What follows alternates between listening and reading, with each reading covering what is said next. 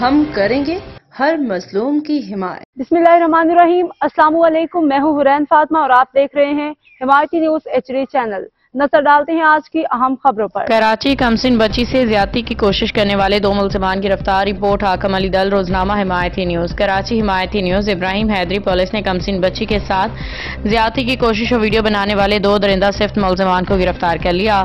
ملزمان کے خلاف مقدمہ درج کر کے تفتیش انویسٹیگیشن ونگ کے سپرد کر دیا گیا ہے۔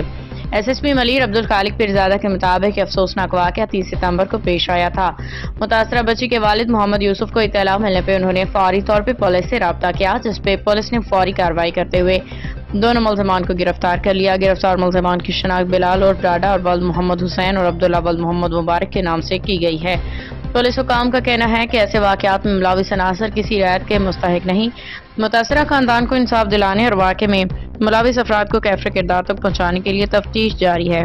اب تک کے لیے اتنا ہی۔ مزید خبروں اور اپڈیٹ سے باخبر رہنے کے لیے دیکھتے رہیں حمایتی نیوز HD چینل۔